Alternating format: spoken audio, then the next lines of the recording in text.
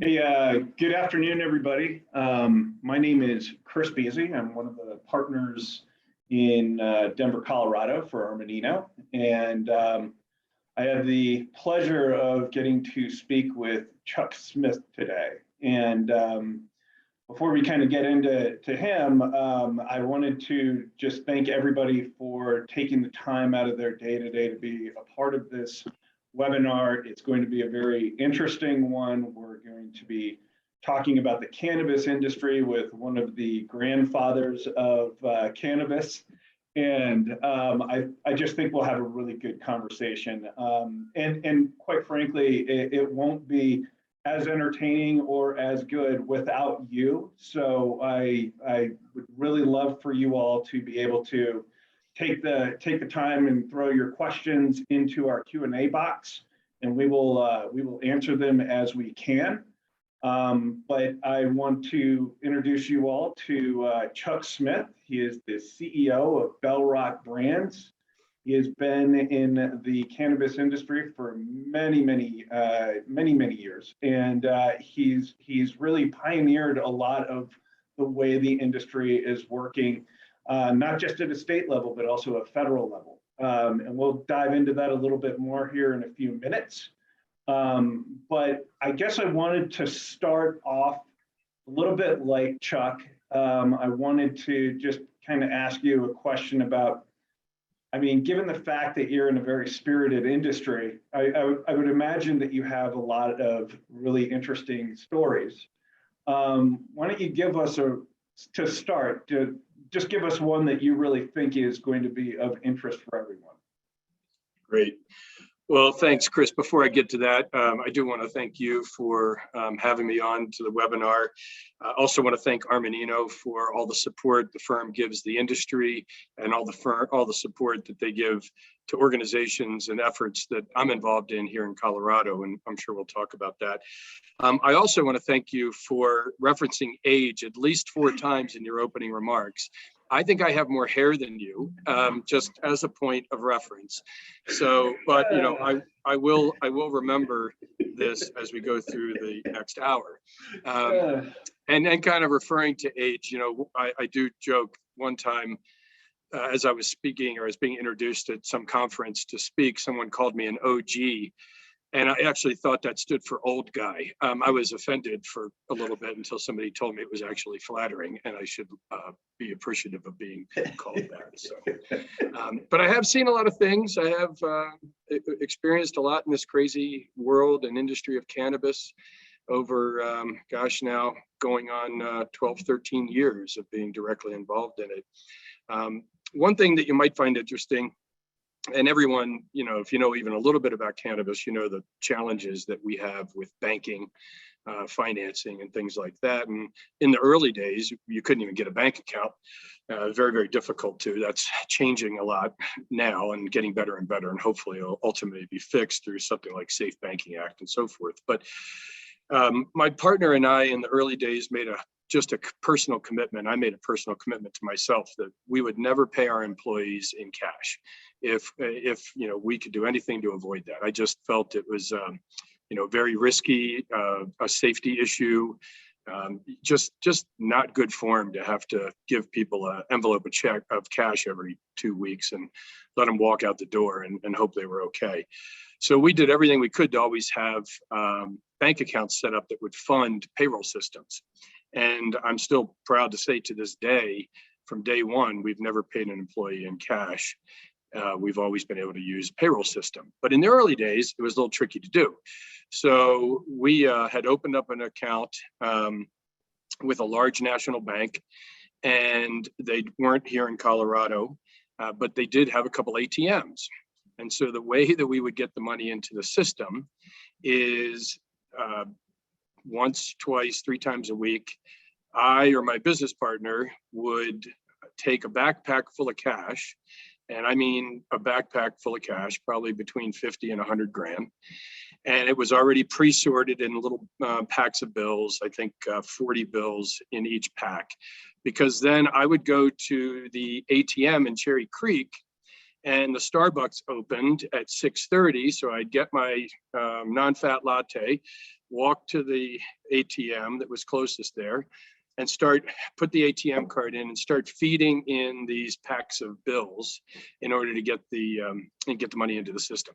And I would keep doing it until the machine basically threw up because it was full. And then I would take my card out and the really long receipt that came with it. And then I'd walk down to the other end of the mall and I'd start on that ATM and finish, hopefully, with everything that I had.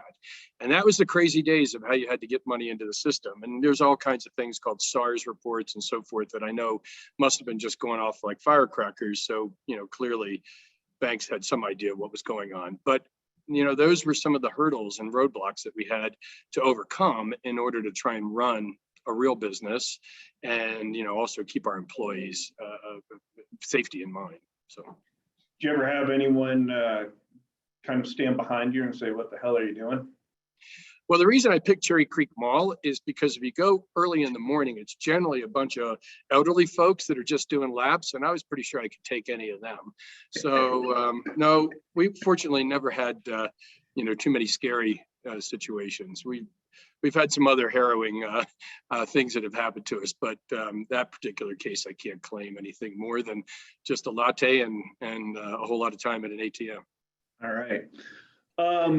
So I guess I want to kind of start a little bit from the beginning for you. You obviously weren't always in the cannabis industry. I think you were pretty well established prior to getting into it.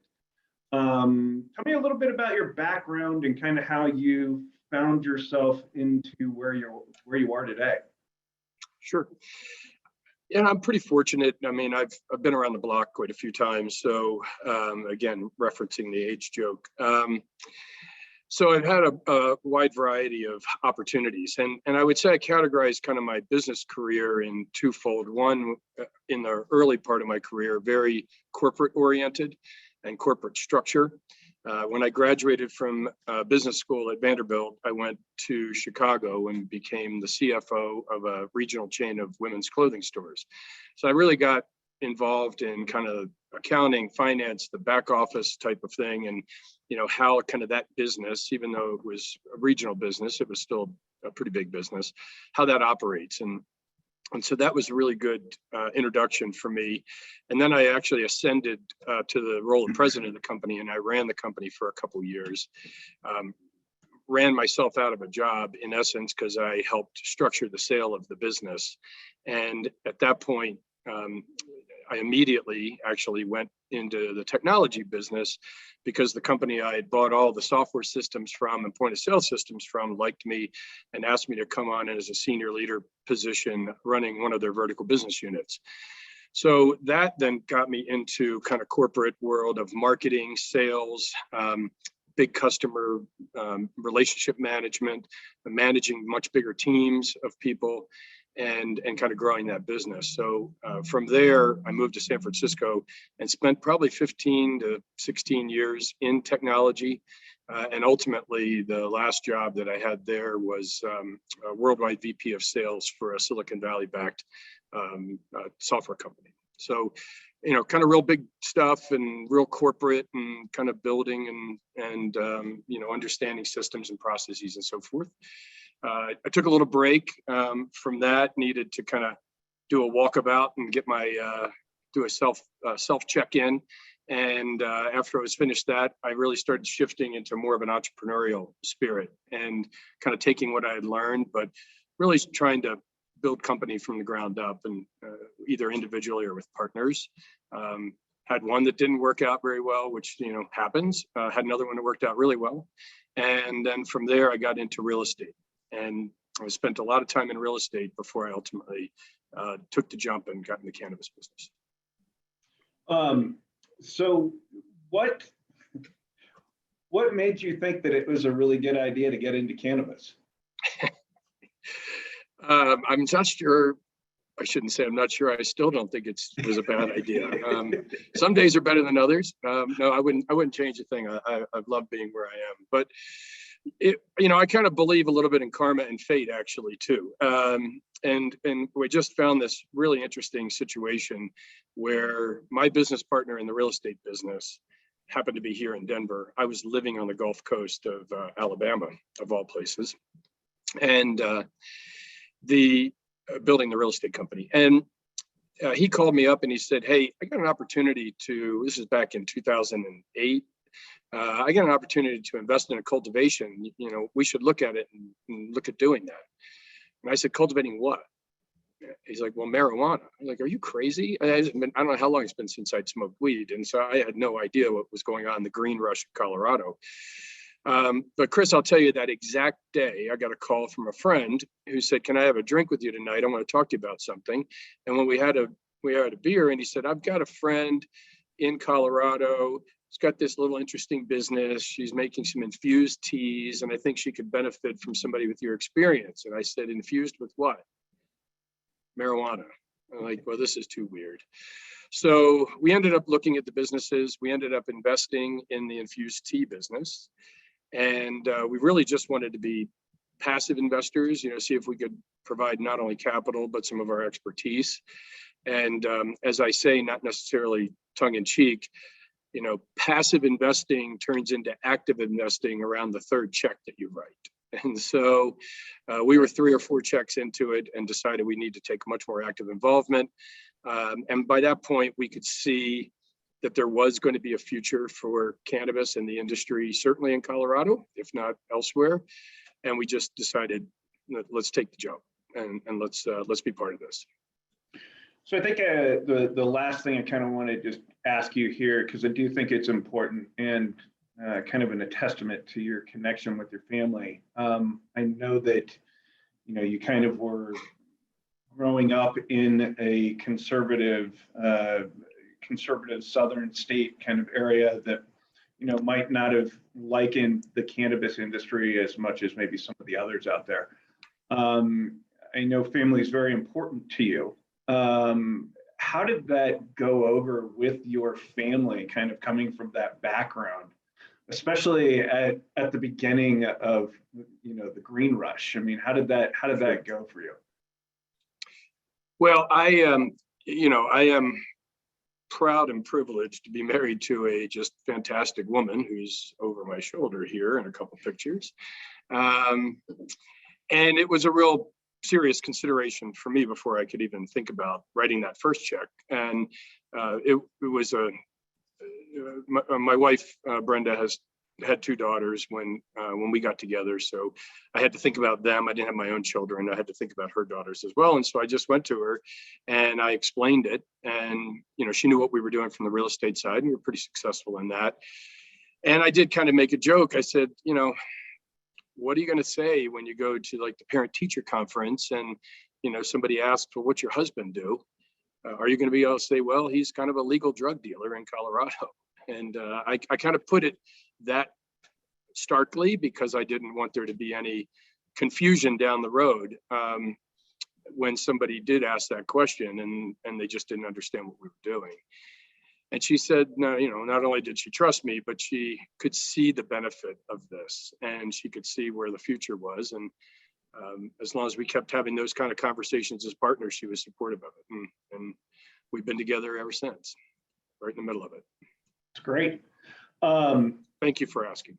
Yeah, certainly. I think it's very important. I mean, this is a life choice and a change in kind of the direction. So it's very important that you have folks like that supporting you. So let's jump into the company a little bit here. I mean, it's probably not fair to say the company because there's so many different pieces to it, but maybe tell us a little bit about Bellrock Brands and kind of how it got there, and what are the different iterations of it? What are your products? I mean, there's a lot of things that we can talk about here, but let's just start off a little bit about your company.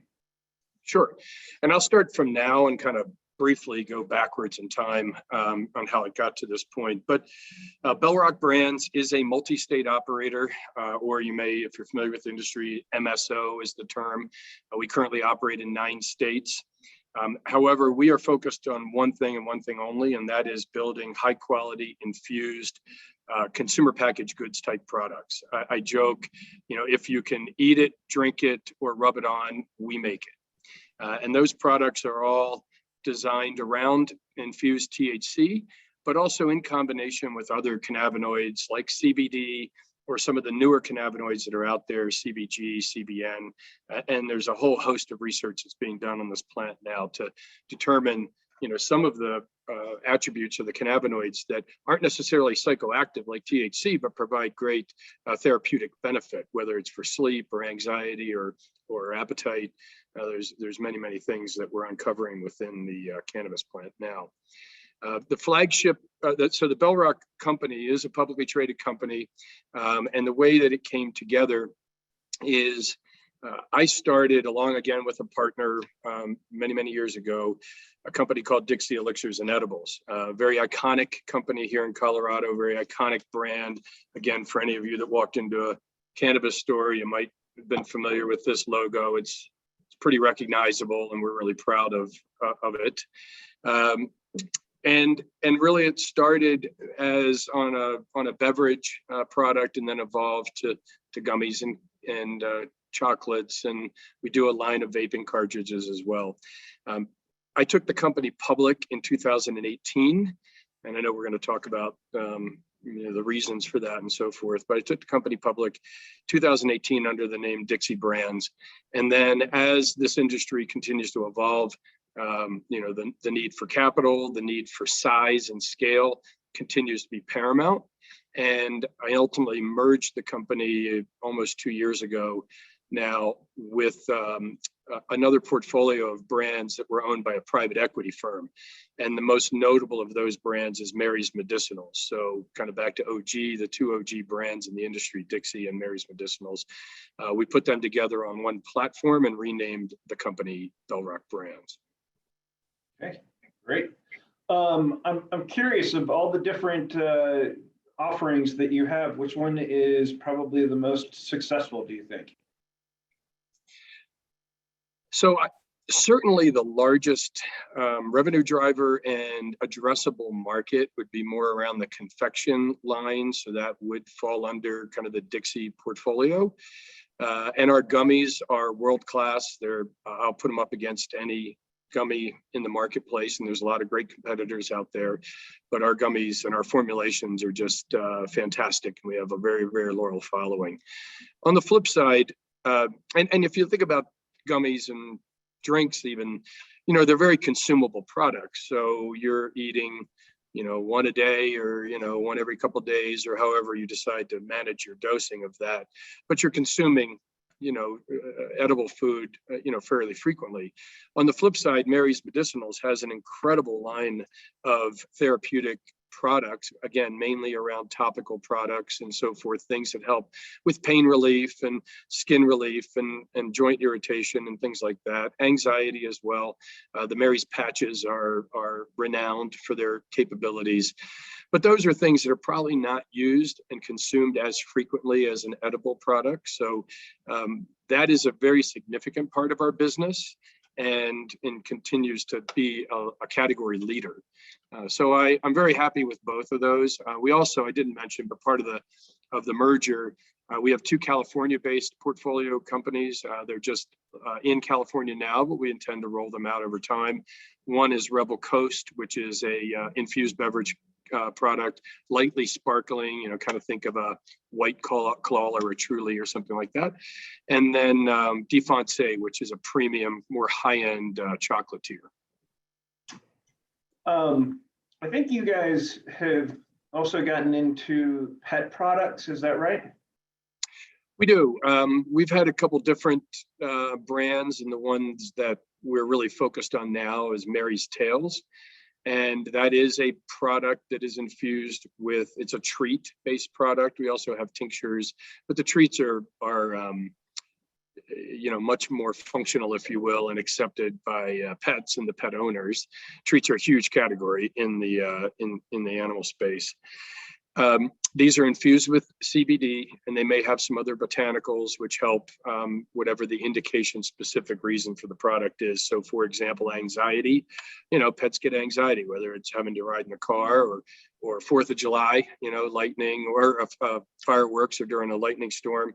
So our calming product is extremely helpful in that case. And then we also have product for mobility that really helps with joint mobility, because CBD allows, for anti-inflammation. So it takes away some of that pain that dogs in particular experience in joints. I want to add one point, because I know some people may be going, that just sounds like snake oil to me, Chuck. And here's how I could tell you it isn't snake oil. And this is a true story. I had a gentleman in my office one time, and he was from a private equity firm, and they were talking about making an investment in the company. And to put it mildly, he just wasn't necessarily my favorite person to have to sit with. But, you have to do what you have to do. And he started digging in on this pet product line. And he said, I just think this whole CBD business is just nonsense. I think it's a placebo. I think people are convinced themselves of what they want, and then they make it happen. I don't believe there's any therapy to CBD. And I said, okay, well, let me show you a video, and let's tell that to this dog who, prior to using our product, had terrible joint mobility issues, and his owners were getting ready to take him to the vet and have him put to sleep because he could hardly get up.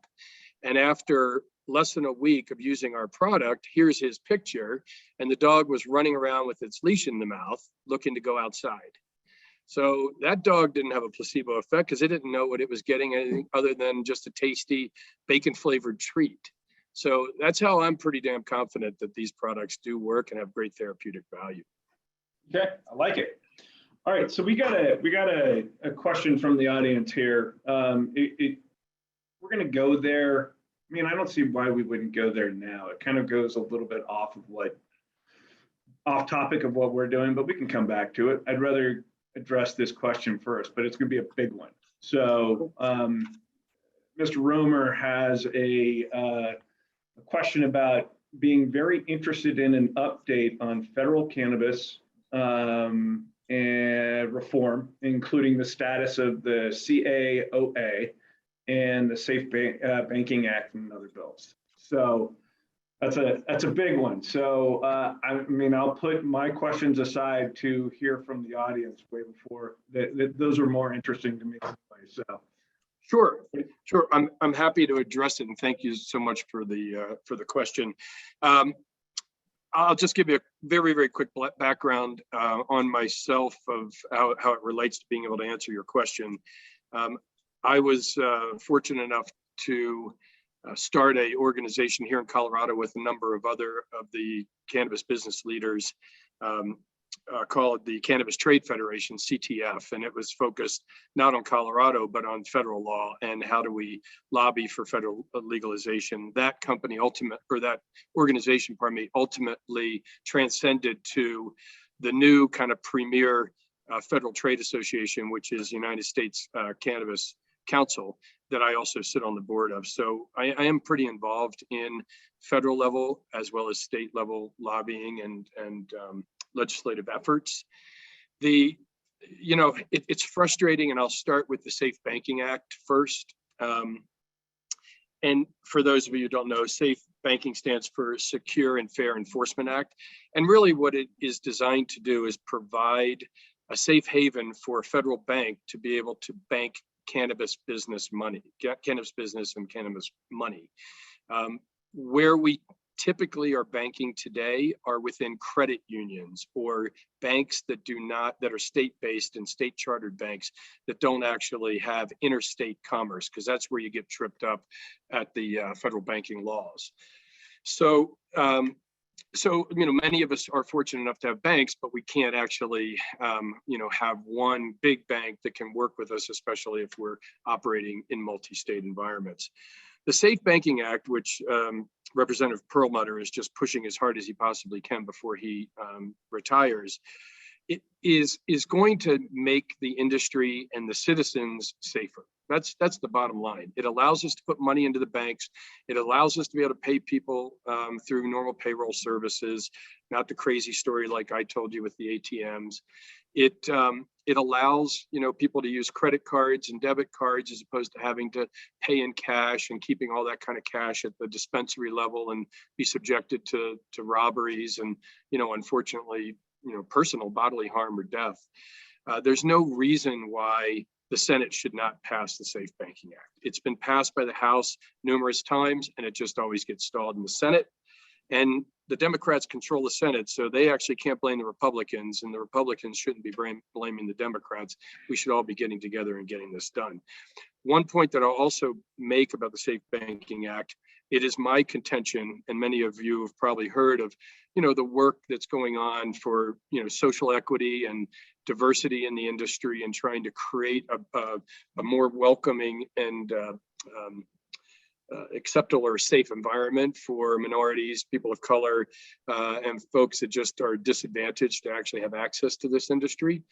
If we had something like SAFE, we probably would then have something like small business loans or access to capital, so that, you know, folks that don't actually have, you know, a lot of investors or a lot of folks that can help fund their startup business would have some normal access, lines of credit and things like that to be able to build their business. And I think we would get a lot more traction on, you know, the equity and the social justice programs if we were able to do that. Going back to CAOA and kind of the also known as the Schumer-Booker-Wyden bill, you know, that continues to be moved through, but the problem, as I see it, and as many who have been really worked on this bill, it was trying to solve all things in one bill. And you're just never going to get there, especially in the state of our political systems today, where some people just want to say no for the sake of the fact that they're an R and not a D, or vice versa. And I think the bill, while it had a lot of great components to it, was actually just way too lofty. And some things are just unworkable. The difference between the FDA controlling some aspect of cannabis and the DEA, or, you know, alcohol, tobacco, firearms controlling another aspect, and where does that intersection?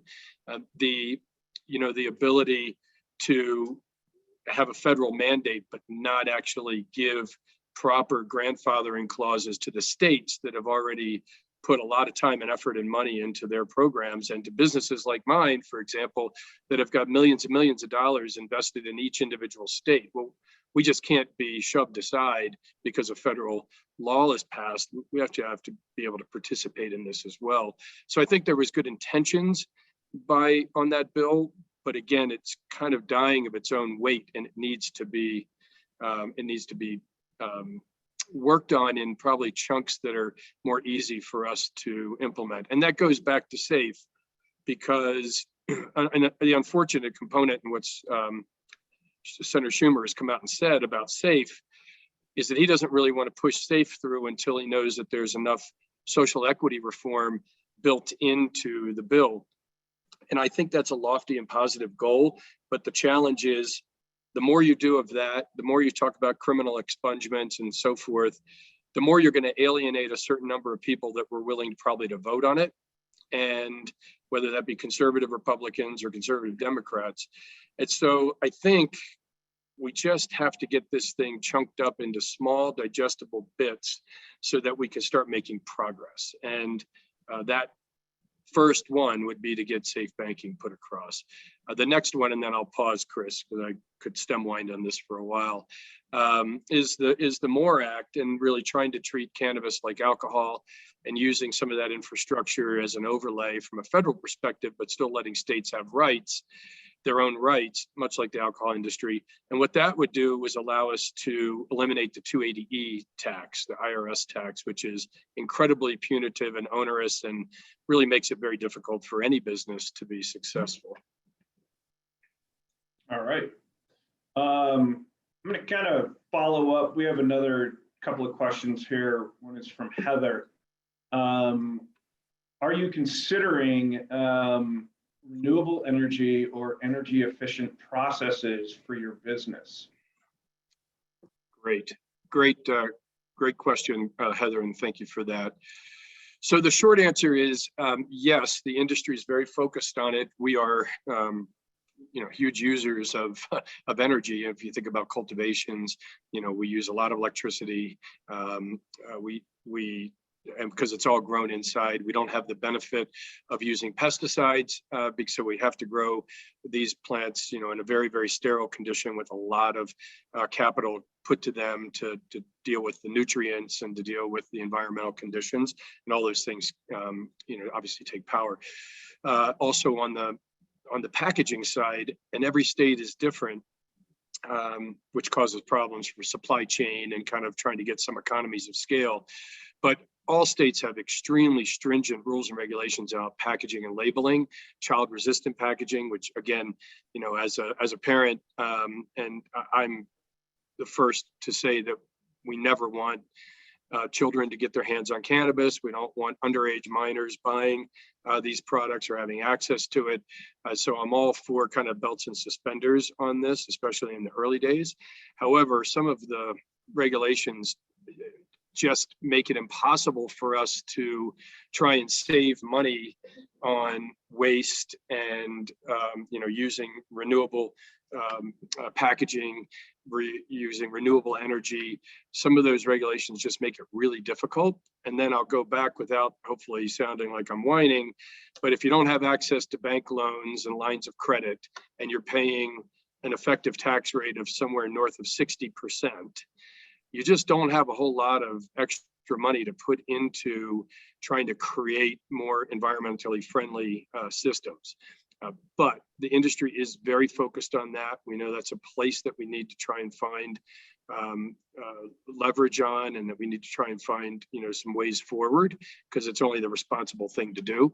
So it is top of mind. It's just difficult to do with the way the regulations are written and the capital structures that are out there. This kind of goes with one of my questions too. I wanted to talk to you a little bit about ESG, environmental, social, and governance. Sorry, that is definitely something we're seeing across the board for many different companies out there. What do you kind of see in the cannabis industry right now, and how does that kind of affect business as you all are kind of making these products? Can you kind of repeat the first part of that question? I'm sorry, you broke up for me. So ESG. Okay. I wanted to. It kind of is a tail to Heather's question, because ESG is something that has been around, maybe in different names or what have you, but it is definitely something that has picked up momentum over the past several years. And it's something that Armanino actually is specializing in as well, because there's just such a demand for it. But how do you kind of see that affecting the cannabis industry? Well, again, I think the industry by and large, and the players that are in it, we're trying to do everything we can to ensure that we're professionalizing this industry and really having an industry that's treated no differently than any other industry that's out there. We don't really want to be the exception to the rule. We want to be, considered the same as any as any other good productive industry that's out there. So we know that corporate governance, we know that social equity programs, we know that having transparency is incredibly important in order to maintain a successful, ESG policy and again, being good corporate citizens. I just think that this industry is also pretty nascent, if you really think about it. Colorado legalized cannabis from an adult use perspective in 2012, and actually the first recreational plant was sold January 1st of 2014. That was just 8 years ago. And there's been a whole lot that we've been able to do in that period of time, but most of what we've been doing is working through the regulatory process of just trying to stay in business, right. Just trying to be able to meet the regulatory compliance to build the industry, and then dealing with, the tax implications, the finance implications, and so forth. I think what you'll see is as more companies consolidate. You're going to have more and more publicly traded companies. They have their own criteria that they have to meet to be compliant with the filings. I think a great day, and safe banking may help with that, is when we can actually have U.S. companies trading on U.S. stock exchanges. Then we're really under the same kind of purview as any other public company. And as well as I do, when that happens, then you've got all the issues that safeguards around all the issues of corporate governance, executive compensation, fraud, and trying to manage and control all of that. Okay. I hope that answers your question. I love the answer. I think it touches pretty much every aspect of what it was that I needed answered. So thank you. I'm going to switch over to, well, Brandon has a good question, which will get me back on track here to where I was. But I'm going to go to Justin. Justin asks about fundraising in cannabis and the adjacent businesses, support businesses in the cannabis industry. Maybe just some general thoughts of fundraising in this industry. I mean, other than maybe doing an IPO. Yeah, well, look, the markets for cannabis are up and down, and they have been for the last several years. We're in kind of a tough time right now in terms of access to capital. There's not a lot of equity plays right now, mainly because the market's tough. People have, they're on the sidelines for a lot of reasons, Ukraine and the recession and inflation and everything else that's either going on or portrayed to be getting ready to go on. So, that is causing people to look for more of a safe harbor probably than cannabis, which is still risky because it's still federally illegal. And I believe somebody threw on a question in the chat regarding removal of cannabis to Schedule 1. Yeah, that, full stop has to happen. We're not going to get a federal mandate. We're probably not going to get all the things that I just talked about in terms of access to the U.S. markets for U.S. companies until this is descheduled. And so that's still a ways down the path. I'd say 3 to 5 years, unfortunately. But we can have incremental progress with something like SAFE and the MORE Act, or some version of the CAOA. So now what most companies are looking at in terms of capital would be more debt structures. Some are convertible debt structures. Those can be a little bit expensive because the convert rate creates an additional dilution to shareholders. But those are potentially the only access. Where you're finding some good traction is the larger companies are, because they have a lot of collateral, meaning they have a lot of real estate or buildings with a lot of tenant improvements in it, assets that can be collateralized.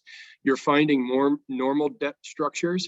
Still, those interest rates are going to be 9 to 12%, but there's no dilution generally, no warrant coverage. So those are a place that you're finding deals getting done. So if we, the beginning of last year, the markets were hot because everybody thought Biden got elected and cannabis was going to be legal and the world was going to be great. And we found out that President Biden probably likes cannabis less than President Trump did. So that didn't help us in terms of the markets and in terms of people's sentiment toward the industry. And that's why you've seen kind of the cannabis public stocks, struggling for the last year. That'll turn around as we get some positive news. And, let's not forget that over 70% of people in this country, which transcends any party line, believe that there should be a legalized cannabis industry in some form or fashion. So it's just a matter of when, not if. Okay. All right. So I'm going to kind of bring in Brandon's question. He's asking about growth and brand exposure. What are your thoughts on marketing and advertising for emerging brands? And I would actually like to just kind of throw in there, you are in 9 different states. I would have to imagine that it's tough to maintain the brand consistently across the board. how do you maintain products so that your brand is always known as, it's Dixie. This is going to be the stuff that we get, whether it's in Colorado or California. Sure. So I think that's kind of a tale to what there was being asked there too. Yeah, I think there's two questions there, Chris. Okay. One is more marketing and brand building and public awareness and consumer awareness. And then the other is operationally, how do you execute on that? Because a brand is nothing more than a relationship that a product has with the consumer. And that brand is something that you then come to identify with. You know what that brand of product is going to do. You know what Nike shoes are like, and you know what Coca-Cola is like, and you develop a brand affinity because you develop ultimately trust. I think you even see that, in the beer industry. I love craft beers when I go to local towns or places that I haven't visited, but I always pretty much come back to my tried and true beer when I'm not, experimenting. So it's because I have a trust factor and an affinity with a particular brand. We don't believe cannabis is any different. The challenge with the cannabis industry is the fragmentation that you've just talked about. And it really has only been the last few years that we've had enough legal cannabis markets, meaning adult use cannabis markets, that you and I, Chris, could get on a plane in Denver, fly to Vegas, and go to the opera, because I know that's what you like to do when you go to Vegas, right? Yes. Yeah. Uh-huh. And then we could leave the opera and get back on the plane, and we could fly all the way across the country to Boston. And in every one of those states, including, many more that I didn't mention, we could buy marijuana. That's only been the last few years. So because it's always either been a controlled medical market, and you had to have a card resident to that state, or the state didn't have a cannabis program. So now that you have more ubiquitous access to the product, you could start building a brand. And people that could make that same trip that we just fantasized about, they know that they might try something different when they go into a store because the bud tender recommends it to them. But if they see Dixie or Mary's on the shelf, they know it was great at home, and they expect it to be great in the city they're visiting. We're still early days in that brand building, just because, again, there is a lot of fragmentation.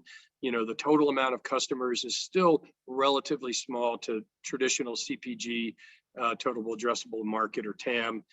But that continues to grow, and consumers and patients are still now looking more for a brand that they can identify with. So that's why we're very much brand people and focused. We don't farm. We're not the growers of wheat, and we're not the sellers of bread. We're the bakers of bread, and we want to be able to break the best bread, and we want to be able to get it on as many shelves as possible.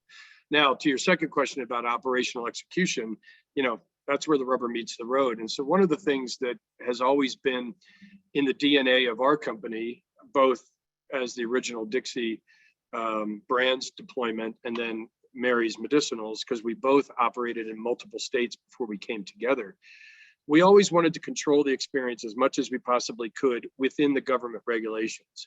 So in any place where we could own our own license and own our own facility, we did that, because we knew then it was our people working with our standard operating procedures, our ingredients, and they were building the product consistently to the same quality that it is built in every other state. In the places where we're not allowed to own a license, because there's some controlled states where, we just don't own a license. We're not resident in that place. They're limited license states. We still work very, very closely with a partner. For example, in Maryland, we work with a fantastic partner, Curio Wellness, and they've adopted our standard operating procedures. We have check-ins with them. We have people that are trained specifically on our products. So we kind of control the controllables as much as we're allowed to legally, to ensure that product consistency is the same in every state, and that because that is ultimately what it takes to build a brand. The last thing I'll say, and we move on, the challenge that you referenced about brand building goes to that supply chain issue as well. Because in Colorado, for example, I don't have one handy, but my our packaging here, can have colors on it. It can say the name of our product. It can't have images of cartoon characters or things like that because those are illegal in virtually every state, and we wouldn't want to do that anyway. But the point being is it can have a color palette and an appeal to the consumer that makes them want to pick it up off the shelf. But if you go into another state, even like a Maryland, the colors are very muted, if there's colors at all. It's very block text, black and white, not a whole lot of appeal to it, much more clinically or medically oriented. So you don't get economies of scale in the brand, you don't get economies of scale in the packaging. So it does make it a challenge. But you just continue to do what you can do and build the best product you can, and hopefully people will continue to find loyalty with it. Okay, great answer. I'm going to switch this a little bit because we're running low on time, but in the interest of being a little selfish here, Armanino is obviously an accounting firm. We do audits and taxes, and we have several cannabis companies that we work for across the nation. I would be remiss if I didn't talk to you a little bit about kind of the challenges that you might face from, a book perspective, your financials, your taxes, all those different things that you have out there when running a business. And what is some of the advice that you might give some of the folks that are on the call here? So again, just kind of maybe starting at the top, this is a business that is, and an industry that is highly, highly regulated, and there's no question about that. And as much as the safety and compliance of the product, we also need to be as diligent on the financial aspects of the business. And especially if you do something like what we did and take a company public, because now we are subjected, as we should be, to all the compliance and regulatory compliance for the securities commissions. Now, we did take our company public in Canada because we're still not allowed to be a publicly traded company in the US, which is ironic, right? Because you can buy shares on the New York Stock Exchange of Canopy Growth, which is a Canadian-based cannabis company, but you can't buy shares of my company on New York Stock Exchange because we're federally illegal and they are not. So go figure. But nonetheless, we have to have books and records no different than any other public company. Pick your favorite, IBM. And in our case, we have to be US GAAP compliant as well as international or IFRS compliant. So that's a very expensive process. And if you're a relatively small company in the grand scheme of things from a public entity perspective, it's onerous and the costs aren't that much different. And then, take it one step further, we're all looking to acquire, to grow bigger, to be part, even whether it's a merger. We face the same thing, here when we merged the companies 2 years ago. And those companies that are the targets, they may be small companies. They may not have had the same level of resources or a focus on, GAAP and IFRS. It probably didn't. Most of them were running on QuickBooks or, spreadsheets and bank accounts. Now, you do your due diligence to make sure there wasn't anything nefarious going on, and that they were paying their 280E taxes, and that's pretty easy check mark. But you don't know how all of those books and records are going to stand up to an audit. And so what I would say is, if you're a small business or smaller business, just make sure that you're trying to be as compliant as you can and working with a firm like Armanino that really understands the complexity of cannabis tax. If you're a bigger company and you're looking to either go public or, consolidate and grow, again, work with one of the big firms like an Armanino that's got a national presence, that understands IFRS as well as GAAP, and that understands the complexity of cannabis across multiple states, because that's where you also get tripped up in terms of doing business in multiple states. You have to make sure that your books and records and your licensing agreements and your seed to sale tracking systems, all those things are known by your auditing and tax partners, Otherwise, they're learning on the job with you, and you're probably going to have some challenges. Okay. Thank you for the plug. Hey, so I want to get to, obviously I have so many other questions for you, but we got some really good ones that came in. You are part of several different organizations that, are meant to effectuate change.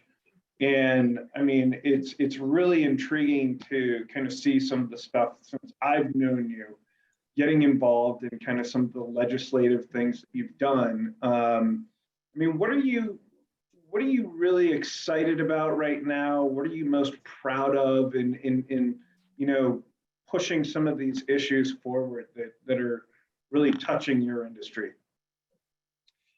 Well, I've already mentioned the federal boards that I'm privileged to serve on, and I think we're doing a lot of great work there. It's just really heavy lifting because you can't even get normal legislation passed in the federal government these days, let alone something that is potentially controversial like cannabis legalization.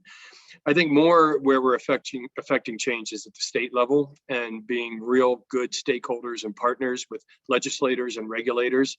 And they're not always going to be on the same page. Legislators, they come and go as they get elected, and sometimes they are trying to bow to the whim of their constituents, or they do something that they think is a good idea without actually understanding the trickle-down effect. I'll give you an example. Last year, 2 tax initiatives were proposed in Colorado, one in Denver and one at the state level, to tax the cannabis industry for supporting some programs. One was a educational after-school program, which we were all kind of for. The other was for pandemic research, which made 0 sense whatsoever that we should be doing it at the Denver level, and that cannabis should be the only industry to support it, but they kind of viewed us as a piggy bank. Well, I was able to bring together a group of leadership here in Colorado through an organization, Colorado Leads, which is a business coalition, trade association for cannabis in Colorado, bring those together with other stakeholders. And we were able to beat both of those tax initiatives at the ballot, which is almost unheard of. But if we hadn't, the effective tax rate on the consumer or patient would have been over 35% at the register. And now you start talking about taxing people's medicine, taxing people's pain. It's just unfair. And so I'm proud that we're able to kind of work together to then help educate legislators on the value of this industry. Colorado alone, we employ over 40,000 people in Colorado. We generated, since legalization occurred started in 2014 when first was sold, over $2.2 billion worth of tax revenue, of which, the lion's share has gone to education, after-school programs, building new school facilities, and mental health programs. So I'm really proud of being able to work at a state level, bring leadership together, working in that intersection between regulators, legislators, law enforcement, and the industry to just continue to build a really strong, viable, and important industry in Colorado and elsewhere. And you do a great job with it too. All right, I got another question here, and it's with respect to green banks. We had another question about a green bank, so I better throw this out here before we end here. But let's see, how do you see green banks playing a role in this industry? And then to kind of follow on to that, how do I find opportunities within the industry to do business with these companies? Oh wait, that's a different question. Sorry. Let's go to the green bank one. Sorry. Sure. Yeah, I see that. I see that question. I'm not as familiar with the company called Green Bank. I think that's what we're talking about here, and the Colorado Clean Energy Fund. Again, I would just say that there is a focus by cultivators to really improve the processes, improve energy consumption, looking at renewable energy sources, or self-contained systems where you're really capturing the CO2 and bringing it back in, capturing all the water that's used and reclaiming as much of the water that's going through and recycling that back through, so your water usage is a lot lower than it would be without those systems in place. I think any way that companies can have access to capital that is accretive and beneficial and not at a cost that makes it prohibitive is only going to help the industry move forward. So, Heather, your question and specific to the Green Bank and the Clean Energy Fund, I'd love to learn more about it and see how that, that could be available to qualified, businesses here in the state. Okay. So we got 3 minutes here, Chuck. I'm gonna ask you maybe 1 or 2 more questions. We might have to take some of these questions offline, but there's about 18 states that have currently legalized cannabis for recreational use. 37 have allowed it for medicinal use. You have a crystal ball in front of you. What do you think the future of cannabis is going to be for our country? I mean, I know you kind of talked a little bit about Biden and Trump and kind of their views, but I mean, I guess drilling down into that a little bit more, it would almost seem that with those kinds of numbers and support, that it's inevitable. What do you think there? I mean, how do we move forward? I'll try and keep this really short, but this is another stem winder we could talk about a lot. Look, as you mentioned, there's 37 states, I believe it's that number now, in this country that have legalized cannabis in some form or fashion. Now, not all of them have a direct program where they're selling cannabis across the counter. You've got a state like Texas that has, got reduced penalties for cannabis possession. I mean, there's varying degrees of how people have started to leg into a program, but I'm very optimistic. On one hand, time is not our friend. Like, the sooner we can get to federal legalization, the sooner we can get to more normalized aspects of the industry, like no 280E or like banking access, the sooner this industry just gets to be considered like anybody else, whether it's tobacco or alcohol or pharma or, you name it, any other regulated industry in the country. I think time, however, is a little bit on our side in terms of tipping it, because every year the old guard gets older. And every year the newer guard comes in that actually sees the benefit of a cannabis program and cannabis industry. They're actually open-minded to the effect that the plant may have, whether on a medicinal basis or as an alternative to something like alcohol or opiates. It becomes more of a normal conversation. And we also have more history that says all of the consequences that people were so afraid of just aren't happening.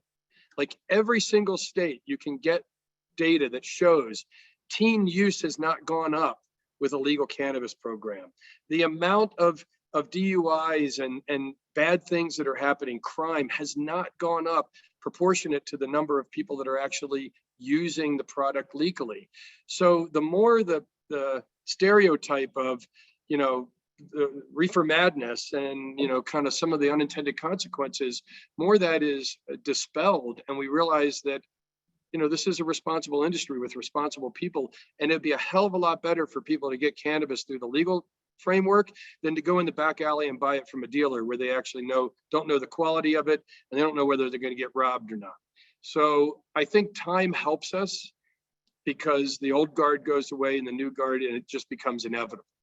I wish it was tomorrow, because I think this industry would really thrive, and people of all aspects and all walks of life could be part of this industry, which is what we want. Great answer. I wish we could have unraveled that one a little bit more. All right. Well, we're going to wrap it up here. We're going to try and answer some of these questions that we might have missed. But Chuck, absolute pleasure to have you do this with me. I really enjoyed it. I'm glad we got to laugh a little bit too. And quite frankly, I think a lot of us learned quite a bit from what it is that you had to say. So thank you for everything that you've given us here today. And it's been a pleasure. So thank you very much. Well, same for me, Chris, and thanks to you. I'll forgive you for the old man jokes at the beginning. And you conveniently ran out of time, so I don't have anything embarrassing to ask you now. But look, it's been a pleasure, and I really enjoy you guys and Armanino and all the folks over there. So thanks for all you do. All right. Thank you, sir. Bye-bye.